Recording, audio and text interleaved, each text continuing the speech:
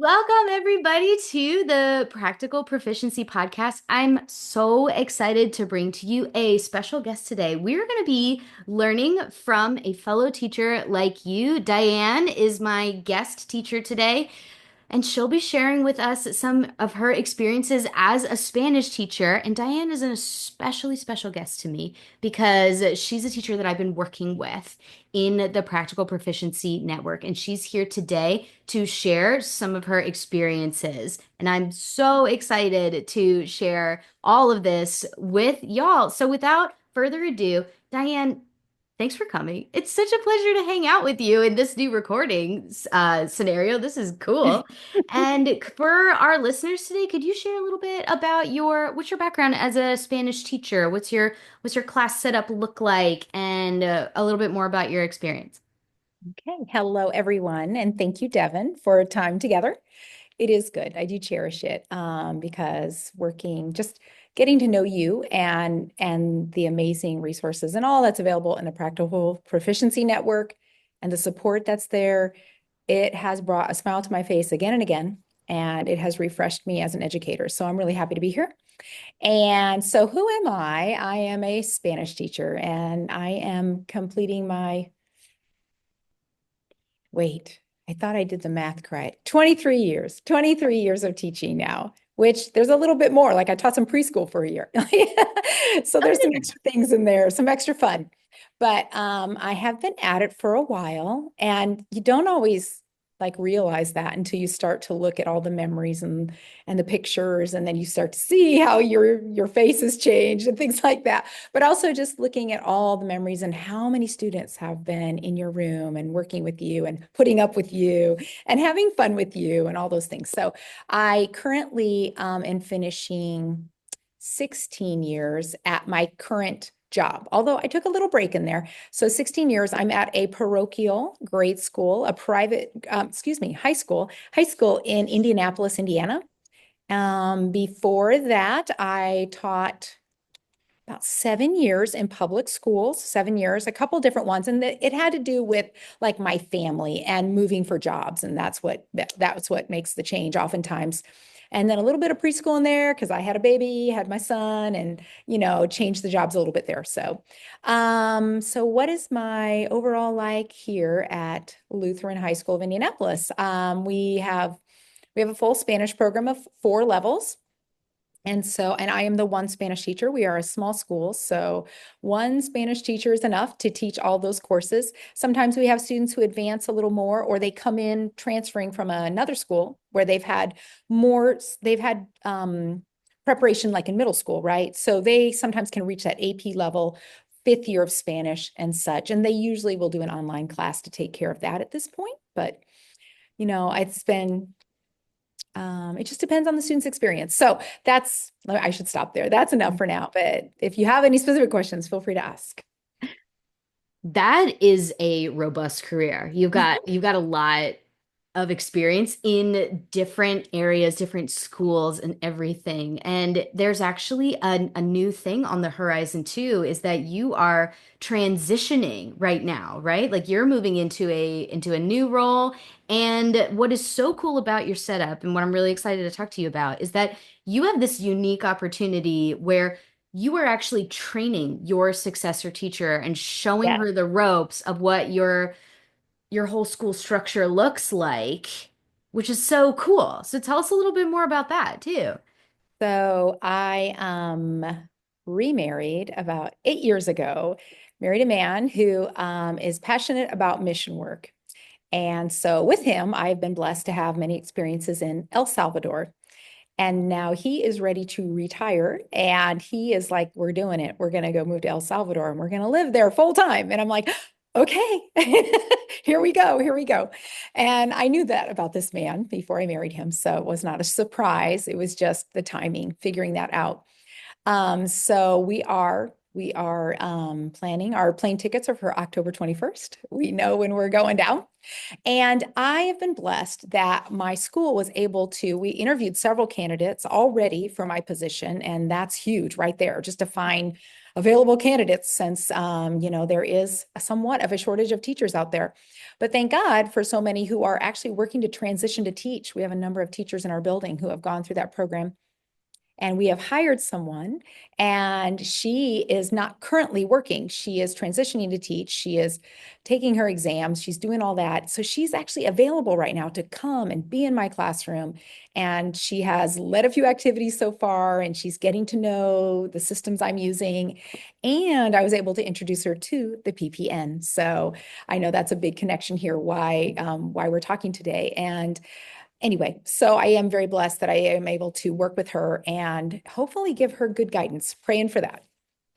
Well, I know she's got it because I've been working with her before I That's knew right. that she was your successor. The one of the things that you can do in the PPN is you can schedule one-on-one coaching meetings with me, and she did. Like as soon as she registered, she scheduled a meeting and told me like I'm taking over a Spanish teacher's classroom. I'm working with her right now, but I've never taught before. Give me all the things. And we have been working on mapping out like what her transition would look like and the curriculum transition and everything. And then you told me that you actually introduced her to the network and that both of you have been secretly working with each other.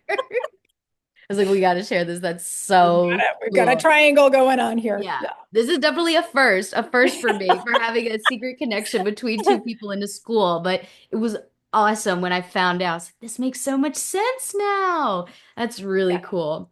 So tell me more about as you're looking to this new transition in your life where you're going to be using Spanish even more, which is cool. But in the context of the Spanish classroom, looking back at your career, what are some of the things that you really prioritized in your day-to-day teaching?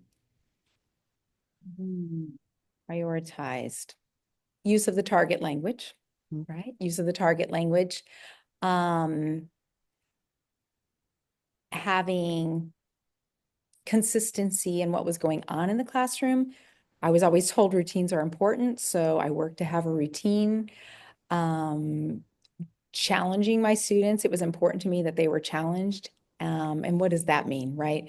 So giving them structure, letting them work on that, right? But then, so it's hard to put that into words, but the idea of that, I'm like, we are here to learn something. We are here to learn something, and we are going to take advantage of every minute we can. So I'm one of those bell to bell people. Sometimes, unfortunately, for other teachers, I'm holding those kids a little bit after that bell, like, wait, wait, un momento más, una cosa más, sí, algo así. But just the idea that, and that communication was really important. So that stems back from my own learning, back in high school. High school was the beginning of my journey with Espanol. Mm-hmm. It didn't have to do with anything in my family or anything that way. It was just my sister in high school who was 2 years ahead of me saying, you should take Senora's class. She's great, right? So then here I am. I'm diving in, taking Spanish, and I really did love it. I really enjoyed it. Um, but I think for me, it was kind of the nerd love of language and just the idea that, oh, I love to see how these words connect, and I love how I get to change the words to do what I want them to do. And she was a great teacher. She really did give us lots of experiences, had us speaking conversations and all that. So now, all right, moving forward to now, advancing to now, well, even, I'm sorry, my career, my years, the biggest thing to me, really, really prioritizing is communication and being able to speak.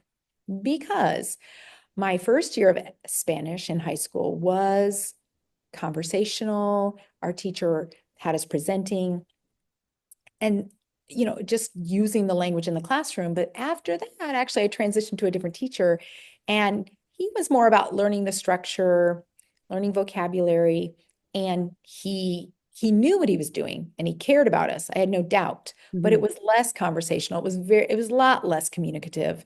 And honestly, I kind of started to wane on my passion for the language by the end of high school. So I go to college and I decide, oh, okay, I'll take another Spanish class. And I really didn't test very high into language learning at all in college, but it was then the next teacher who just got me on fire again. I knew I had wanted to be a teacher all along, but it was like that person, like just kind of rekindled the fire. So now back to my teaching now. just the importance of we're going to open our mouth and we're going to say something like, whatever, we're going to whatever. So, but that has developed over the years too. And that's where we're getting to now. Hmm. Am I making sense? Am I doing okay? Absolutely. And I think you're reminding Okay. all of us too the power of having an impactful teacher whose focus is communication, but also that all the teachers that you've had across your career have certainly put a lot of investment into how they present classes and things. But the difference has been too for you of the, okay, I really want to teach this language too, was the emphasis on communication, which is really cool. Because that's a big thing that I would love for all teachers to know and feel is that everybody's working hard, everybody's doing amazing things. And with the same amount of work, it's just the perspective shift that can make a difference and light so much more of a fire with the people that you're working with. And make So, it enjoyable. So yeah. enjoyable. Yeah, that's true. It really does. I remember looking back on different teachers that I had, especially at the college level, where there were when we were encouraged to speak, class was always more fun, and I could never really figure out why, but I think that was the big difference. So, with that, you certainly have to work hard to make these experiences happen for your students. So, what were some of the challenges that you faced and you know that other teachers are facing as a really extremely busy Spanish teacher? Right. So it has been a flurry of activity, it feels like, for years and years and years. The minimum I've ever had is 3 preps. It's always usually been 4. Some years it's been 5. And I'm like, I can't even believe I did 5 preps. That's insane. Just, yeah, it's so much because you're just never have enough time to really like get to know what you're teaching, like figure out what you're teaching. And that's where, again, we're going to get back to it. But the PPN has just kind of opened my eyes to, yeah, other people are struggling with this too. Mhm. Like the idea that there is so much to do and so little time to do it. How do we make it meaningful? How do we make it purposeful? How do we guide towards proficiency? What are we doing?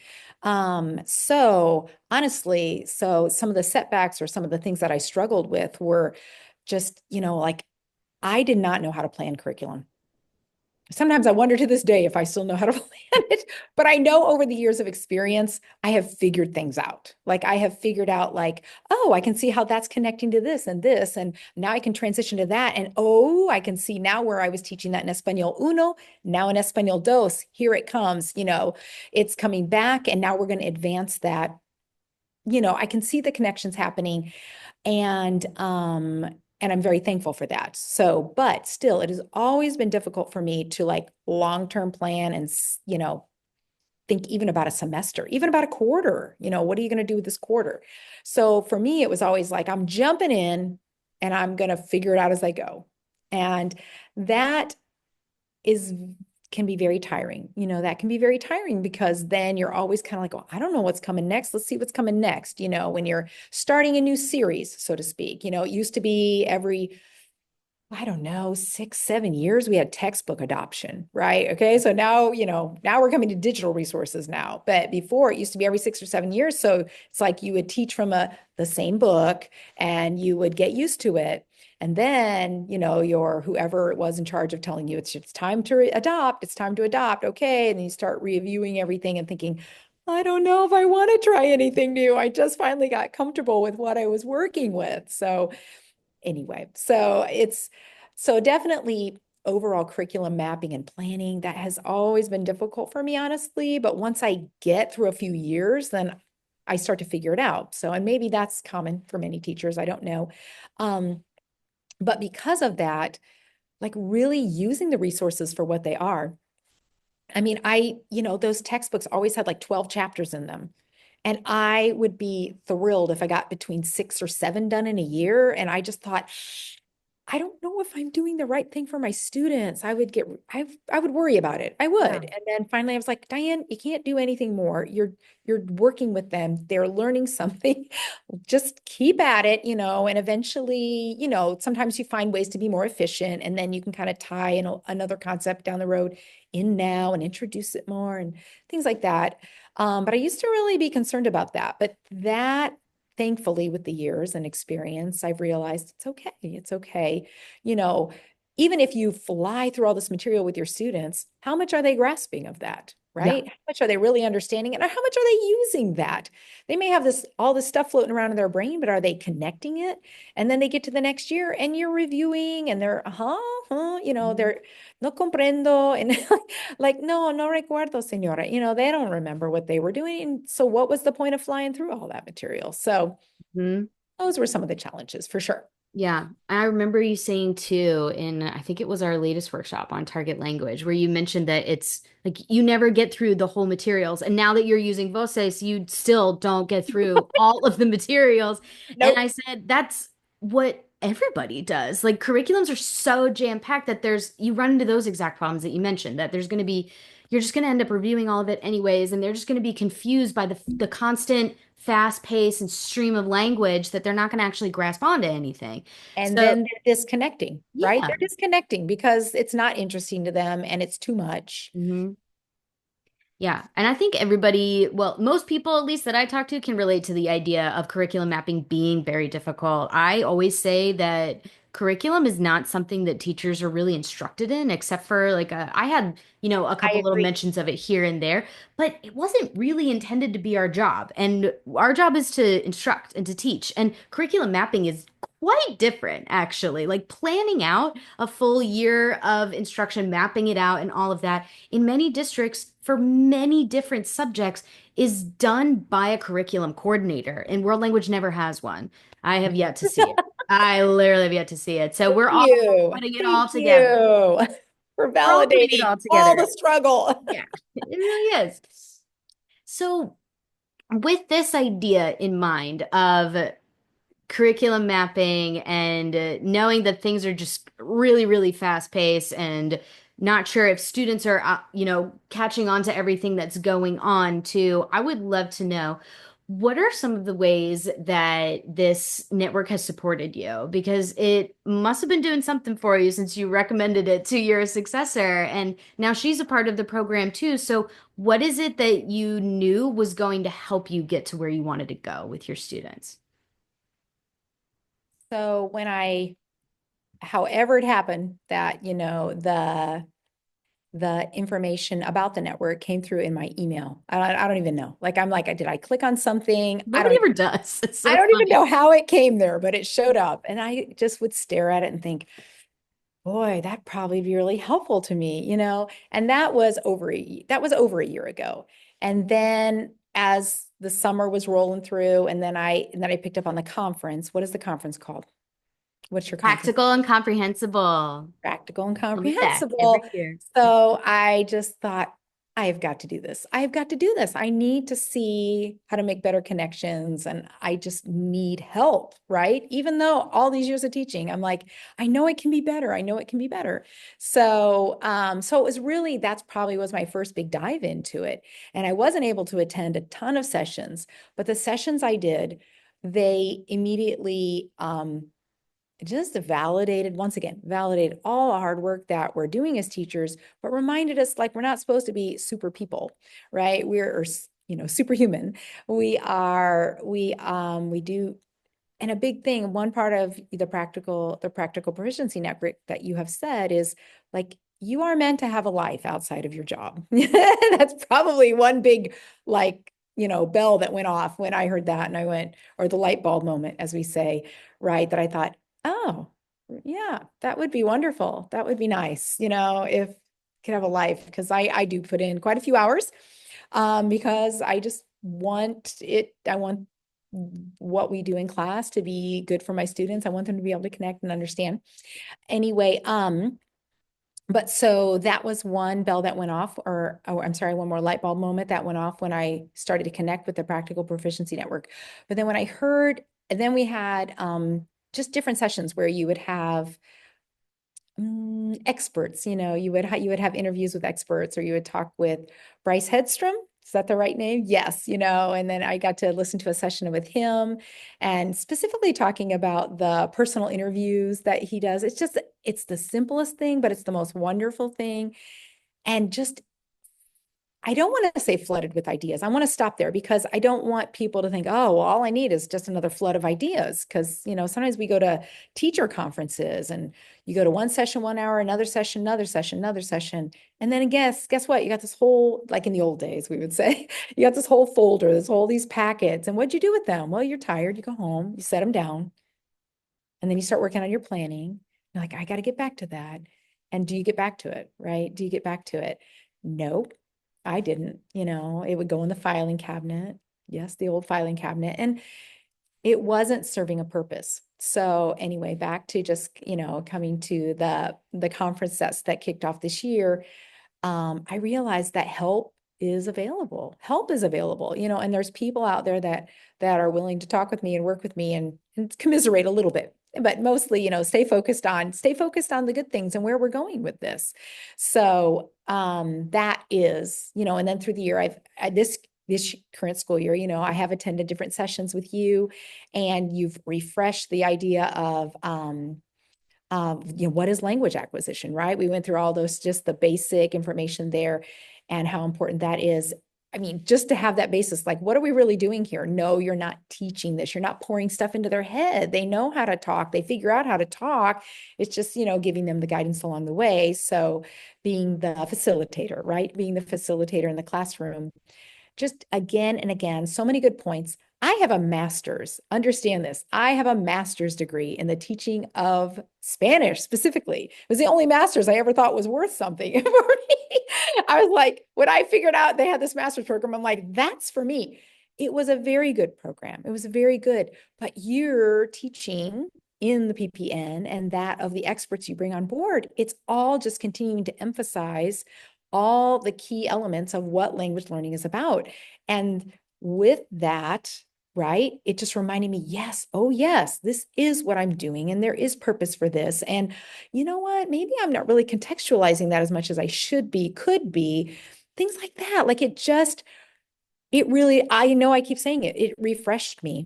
And so then when I knew, like, about the middle of the year, the decision was made with my husband, and I knew that, life was going to change and when I was going to be leaving my teaching position, then my heart said, oh, who's going to take over this position for my students? And we have hired, my replacement. So thankful that she is someone who loves to use Espanol, and she has a big heart for wanting to do well. And even though she's a beginning teacher right at the beginning, but I said, you know what? You have got to get into this network. You have got to start learning from it because of, again, just all the important things that are happening, like reminding us of the importance of the methodology that's there for a reason, and the basis, the research that's behind it, and the use of target language as much as we can, as much as we can. And don't give up, try again. And the encouragement there. So that's a lot I went on. That makes me so happy to hear too. And I want to thank you too for advocating for it and working with your administrators to make it happen for somebody else Yes. too. Mhm. That's a really, really big part of this. And I completely agree with what you were saying about going to any kind of training, learning, development, all of it. You have all of these notes, you have all of these things that you're excited to move into the next day with. But the tack on of practical for everything that we do is the idea of what about Monday? What is this going to actually look like on Monday? What's going to be your number one takeaway from this, or one small action that you can do from this? And I would say too that like your successor, the Hoss, like she's always working on putting new things into motion and very much takes things and runs with it, which is a talent for sure. And to do that, though, I think she feels very secure knowing that you've got her back, that you're advocating for her. So, what do you think what are some of the things that you think are important about advocating for others in this profession and taking on that mentorship role for helping with teachers? And what would you suggest for other people who are maybe newer in their teaching journey to find that in the world if they don't have somebody who can show them the ropes like you are? Well, I mean, as I was mentioning earlier, we used to say you need to be a part of your local organizations, right? So there are, of course, language organizations here in Indiana, and there's bigger ones across the United States, the AATSP, and then ACTFL, of course, as well. And then there's Central States conferences, and there's the Indiana Foreign Language Teachers Association, which still says foreign language, but that's okay. No worries. I do believe there is purpose to those because especially local ones, um, again, but because my job has changed a little bit over the years. I haven't connected as much as I used to, but there used to be like local, like schools would come together to have language competitions and things. And it's just like a field day, right? But in foreign language or in world languages. And so, I mean, simple things like there could be poetry recitation and there was spelling bees and there was things like that. But the point is like, that's a good thing, like getting people together just to have fun using the language, number one. Number two is there is purpose to those conferences, but you check that out, right? You need to be the one who gets online, you look at the sessions and you figure out what is going to be purposeful for me, because then you have to stand up for yourself with your administrator and say, this is going to be worth our money to send me to this conference. So again, back to the Practical Proficiency Network, as soon as I got in and as soon as I realized the amazing value there, that I had to share that with my administrator. And I said, yes, my replacement, I want her to have this. What can we do so she can have this? Can you please support her in this?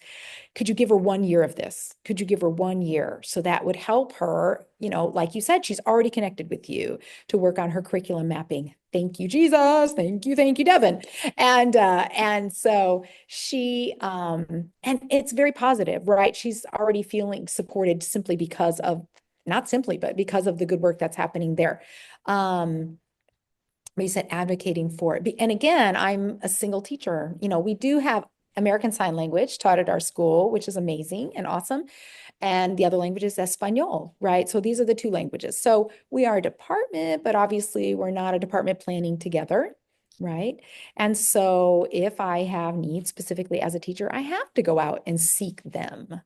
So you don't have to go very far if you're part of the PPN, because the PPN is bringing you experts to talk to you, is bringing you question and answer sessions so that you can just talk about what you're struggling with right now.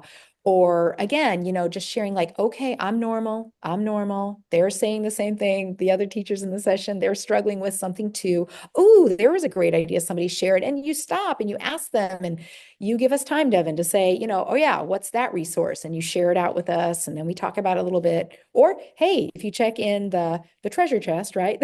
There's a whole session about using that music website, for your classroom.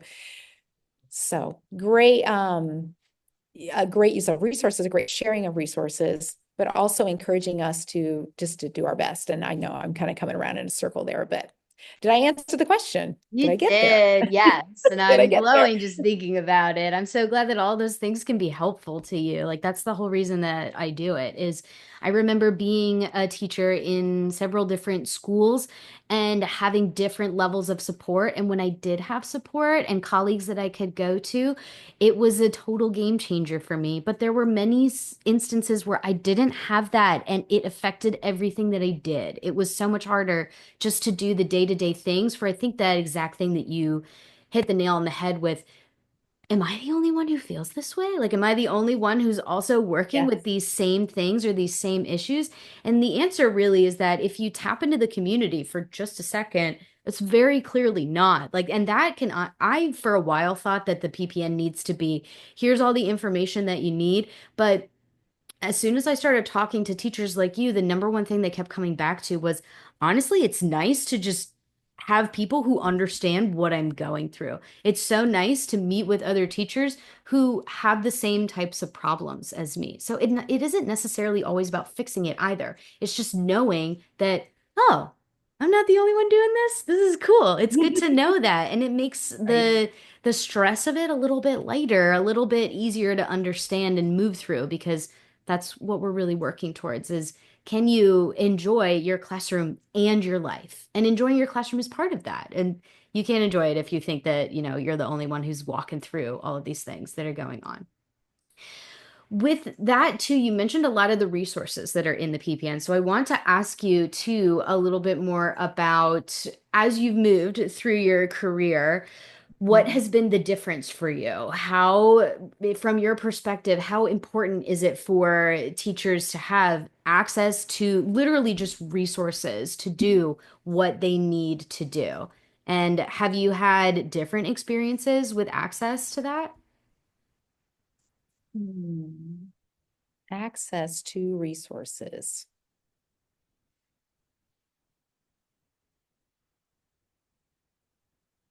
It is, I'm trying to think about that. Definitely now with, well, I mean, we could go all the way to AI generated materials now, but which I am not savvy at, but the young people around me are. I love it. I love hearing them talk about it. I'm like, I need to learn more about that, because it can be an incredible tool. But anyway, the idea, it really blows me away now that I got to get my grounding here. It really blows me away what's all available to us. And there are several amazing teachers out there that have, created like blog website. I'm not sure what to call them, blog resource sites that you have also highlighted and shared out. And some of them have joined you in your conference, right? And Mm. so they are sharing incredible tools that have just added spice to the classroom, added fun to the classroom. And what really is cool is that their blog resource sites, because they're sharing how they use the tool themselves and why it was important to them or why they developed it. That has been a game changer for me. It's not just like looking through the old catalog in the old days, the old magazine catalog, and looking at, the posters available or the books available and having the little blurb about them. But these are teachers sharing with you how they're using those materials. So that has made a big difference too, actually. I can definitely share that. Um, and sometimes you're going to pay some money for those, right? Sometimes teachers pay teachers. We're going to pay for those through those. But for the most part, they're pretty inexpensive. And they've helped me develop my own materials, right? So that's another awesome positive thing too. Like, oh, that's a really neat way how they did that. Also showing me that sometimes I've been overcomplicating things, right? It help me simplify and make things more reachable for my students. So yeah, the use of resources it has impacted me quite a bit in my classroom. Yeah, it sounds like it. I don't know any teachers who walk this road alone and are making completely all of their own things from their own ideas, because just by the nature of teachers, it's not really how we work. We prefer collaboration most of the time. We prefer outside ideas and are, I would say, I think just need them in a more organized way. It's easier to reach them because now there's a lot of them, which is great and also terrifying. So it's Yes, sorting through things. yeah, very much so. So you've showed us so much about all of the ways that your career has been impacted by having support, by having resources, by all these things that I'm striving to provide in the PPN. And I would love to know, how do you think that this program, the PPN, is helping you to ensure that smooth transition between what you're doing now and what you think will happen next year with your successor? Mhm. Well, honestly, it just knowing that my replacement has connected with you and that she is getting incredible guidance in terms of, I mean, really that curriculum mapping is huge, right? Just to see how it's going to go for her. So she doesn't, it's just not scary. It's not scary. I have a map. I know where I'm going to go with this. That's that is huge in and of itself. Um, Also, I mean, just the different sessions that you're offering now, we're not always together to be able to watch those together, but I'm constantly like firing off, forwarding, I should say, forwarding the emails, the updates and things that you send us and saying, hey, are you going to check into like that specific topic that you're sharing with us? Because I'm like, this can be really helpful, with what's coming up and helping us think about how do we say diversify, our lesson planning. Is that the right word? Is that the word I'm looking for? But to, enable our lessons to reach more than, one. one learning style of a student, or students that just they're struggling more than others, right? Some take it and run with it, and others they need more guidance along the way. So, but also again, just showing her that resources are available is huge. And you've already mentioned that, how she's really kind of hit the ground running with that. She's like, tell me what to do, tell me what to do. She's sharing and teaching me new websites now, new tools online, I should say. And I'm so thankful for that because I'm like, that is perfect. That is going to be so helpful for you. Like, Mhm. that's great because I tend to, and it's probably the old school nature in me because I've been at it for a while, but that I feel like I do have to remake things. And I'm like, stop remaking it. Like, just try it. Like, I have to talk to coach myself through that so often. But also, of course, we want to adapt it to the topic, at hand and things like that. So sometimes you have to, tweak things here and there. But just encouraging her. Also, it has given me, which I hopefully am sharing with her, like it really has reinvigorated me to be able to give her joy to say, look what's happening here. Listen to, like listen to the recordings the students did. And what do you think about that? And we chat about it. And and it's allowing, I guess it's allowing me, number one, to let go, to know that, I am going to be walking away from this, knowing that my students have done well this year and that I know they're going to be in good hands because well, but see, these are personal things too, because like I can tell that she cares about that, but it is important to her to learn about like, ACTFL proficiency levels and things like that, that I know that the PPN and all the work that's being done there is going to guide her to see as well. So that, of course, gives me great reassurance. And I know that she can come to a question and answer session and ask things, if she's stuck on something next year. If I'm not available to send her a little text message or something. So there are a lot of layers there. I'm not even sure where else to go with that, but thanks for giving me a shot at trying to answer that question.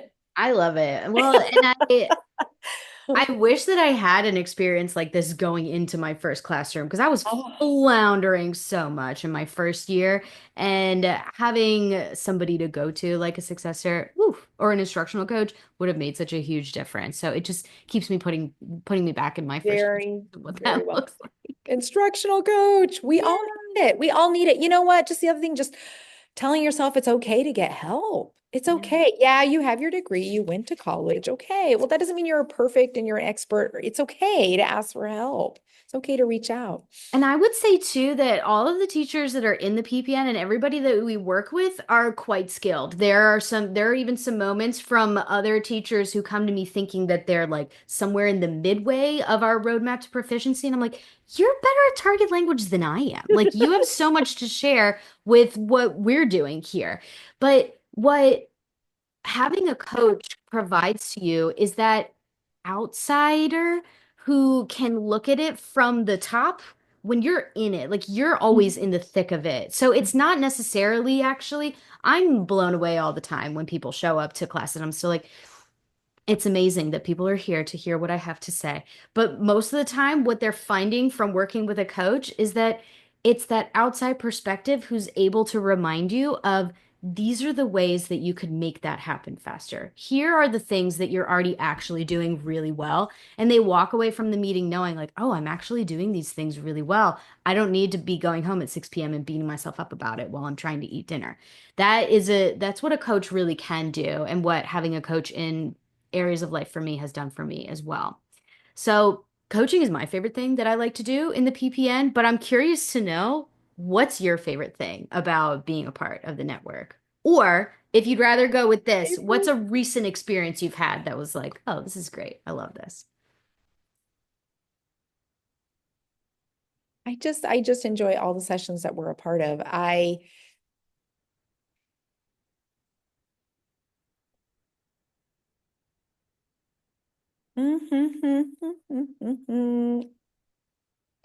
think that when you are, and I've mentioned it several times already, but I think that when you have shared with us, like language learning theory, I don't know, that must be the nerd in me. Like I really enjoy hearing about that, but it just grounds me and it reminds me of, what is behind what we're doing here. and where I need to pull back for a moment and reflect on my teaching practices and understand that, there's research behind what you're doing and there's purpose for what you're doing. So I guess again, I feel like that's kind of the nerd side of me. I just really enjoy hearing that and knowing that, yeah, we're doing good things here. And oh, you know what? I kind of been sliding in that area, or possibly, like communicative activities or whatever. So, it has encouraged me to get back on the horse, as we used to say, right? Just get back up there and give it a try again and don't give up because there's always there's always a new day. And as you have said to us again and again, aiming for 2%, let's go for 2% improvement, 2%. Like that was simply a huge game changer for me just to hear that. I have somebody say that to me. I'm like, oh yeah, I guess I don't have to be perfect tomorrow. Like it's like, oh, there have been a lot of refreshing moments. There's some. I I did not know that the 2% thing would hit so hard, but it really does. So glad to hear that. That's awesome. Yeah, we're trying to be 2% better every day. So we're getting to the end of our interview here, and it's been so wonderful to talk to you and personally for me to hear like, oh, these things are working. I'm so glad to know that. But it's also a little bit bittersweet to know that you will be transitioning out, but that I'll be Yes. working still with your school and with your students indirectly, of course. Yay. But the last thing that I want to ask you is what do you think is a key takeaway from your experience with the PPN and what would you recommend to anybody who's listening who might feel overwhelmed with the things that they're being barraged with every day as a teacher? What would be your takeaway for them, for anybody who's looking for some more support in their language teaching? I think the biggest takeaway is networking. I think it really is. I remember in college that I had a classmate in my language learning classes and language education classes that said she just talked about networking so much. And I was like, uh-huh, uh-huh. Like I listened to her, but it never really stuck. I think some of that has to do with me being probably a little more introverted than I might seem when I'm talking to people. But I do have an introverted side. And I have this side of like dig in and do the hard work and get it done. And that's my nature. But, over the years, I mean, seriously, like the last 10 years maybe of my life, it's finally like somehow the message has gotten through how important it is to talk with others, share your experiences, work through it and know again that you're not alone, in this. But also that there are other ways to handle things and it's going to be okay when you're having a bad day. It's really going to be okay. Like you're going to get through it. And okay, it was a bad day. And now we're going to move on and we're going to have a better day. Like, and with that, it's okay to say to your students, I'm sorry, I messed up. Or this didn't go well. Let's try something else, right? It's really okay. Um, Learning is not meant to be done in isolation, right? So again, networking with others and the PPN brings it to you. I mean, so that's what was super cool about this. Like, honestly, I don't even know if I've ever been to an online conference like before the last year. And then I'm like, where have I been? I don't know how long, if these have been going on for a long time or not. But when I realized this could just be right there with me and I can just wait after school and I can have a session, I can be apart with others. I was like, we've needed this forever. Where has this been? So I don't know if I missed the boat somewhere earlier or what, but reaching out to others, getting help, talking through things, that makes all the difference. It makes all the difference. So networking, joining the network. I so agree with that. And I think that for a long time in my career, I've needed to hear that too, is that being with others and networking is really what makes a difference because I'm the same way. Like I very much like to dig into the work and just do the work, but there's only so far that you can get by yourself, even with that Mm. strategy. And with teaching, the work is never done. So you have to find a way to figure out what is going to be my approach to this? How can I do this better? And how can I make my classroom a community and less of a like goal-oriented deal where the community is really where the magic happens. And it is that same way in teaching too. So thank you for sharing that about how the network makes that easier for you. I'm so glad to hear that. We've added a lot of new community features this year, and they're just starting to take off. It's great. So that makes me really happy to hear. Thank you so much for sharing this story with us, all your insights about teaching. There were so many nuggets in there of wisdom too from your experiences that you've had that apply to everybody. And knowing too that your experiences with teaching are similar to mine, similar to others, like just like what we're trying to emphasize here is that knowing that you can be in community with others and that many other people are walking a similar path as you with the same kinds of challenges, questions, and movements makes a huge difference. So thanks for sharing your story with us. And I'm so excited to work with you for the last few months that we have left and then to continue working with your new successor. That's so cool. Thank you so much. Thank you for providing the opportunity. It's been good. It's been good. I appreciate the conversation and time to reflect. It gives me time to reflect because it Yeah, has been a blessed career for me. So yeah, be very much teachers, so. be teachers. We need more teachers. Jump Anyway, in, everybody. Let's yeah, go. for sure, for sure. Well, thank you so much for this. And I'm so excited to share it with everybody. And as we are closing out, thank you again for everything that you bring to the network because you're a part of that community. You helped it to grow, you help it to thrive. And I feel very lucky to have been your coach. Thank you. All right. Bye. Bye-bye.